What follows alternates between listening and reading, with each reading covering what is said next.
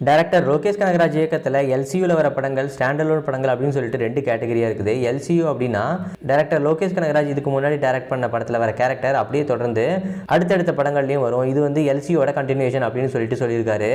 இந்த நிலையில் எல்சியூவில் இது வரைக்கும் விக்ரம், கைதி, லியோ அப்படின்னு சொல்லிட்டு 3 படங்கள் வந்திருக்குது. இப்போ தலைவரோட 171வது படத்தை லோகேஷ் கனகராஜ் தான் டைரக்ட் பண்ணுறாரு. இதோடைய ஃபர்ஸ்ட் லுக் போஸ்டரும் ரிலீஸ் பண்ணியிருக்காங்க. இது பார்க்கறதுக்கு கிட்டத்தட்ட எல்சியூவில் தான் வரும் அப்படின்றது போல சொல்லிட்டு இருக்காங்க. இந்த நிலையில் எல்சியூக்குள்ள ஒரு ஷார்ட் ஃபிலிம் இப்போ வந்துட்டு ரிலீஸ் பண்ண போறாங்களாமா. இந்த ஷார்ட் ஃபிலிம் எப்போ ரிலீஸ் பண்ண போறாங்க அப்படின்னு சொல்லிட்டு எந்த ஒரு டீட்டெயிலும் சொல்லல. இது கூடி சீக்கிரம் ரிலீஸ் ஆகலாம் அப்படின்றது போல சொல்லியிருக்காங்க. இந்த ஷார்ட் ஃபிலிம் கிட்டத்தட்ட ஒரு 10 நிமிஷம் இருக்கும் அப்படின்றது போலையும் இந்த ஷார்ட் ஃபிலிம் தான் வந்துட்டு எல்சியோட ஸ்டார்டிங் பாயிண்டா இருக்கும் அப்படின்றது போலையும் சொல்லியிருக்காங்க. இந்த ஷார்ட் ஃபிலிம் வந்துட்டு கிட்டத்தட்ட இன்னும் 1 or 2 monthsல ரிலீஸ் ஆகலாம் அப்படின்றது போலையும் சொல்லியிருக்காங்க. இந்த ஷார்ட் ஃபிலிம் வந்துட்டு ரெடி ஆயிருச்சு. இதோட போஸ்ட் ப்ரொடக்ஷன் ஒர்க் மட்டும் தான் பாக்கி இருக்குது. அதுதான் இப்போ போயிட்டு இருக்குது. இந்த ஷார்ட் ஃபிலிம்ல ஆக்டர் நரீன், காளிதாஸ் ஜெயராம், அர்ஜுன் தாஸ் இவங்க 3 பேரும் நடிச்சிருக்காங்க. ஆக்டர் நரீன் வந்து பார்த்தீங்கன்னா இதுக்கு முன்னாடி கைதி படத்தில் நடிச்சிருப்பாரு. அதுக்கப்புறமா அர்ஜுன் தாஸ் வந்து மாஸ்டர் படத்தில் நடிச்சிருப்பாரு. அதுக்கப்புறமா விக்ரம் படத்துலையும் நடிச்சிருப்பாரு. அதே மாதிரி காளிதாஸ் ஜெயராமும் விக்ரம் படத்தில் நடிச்சிருப்பாரு.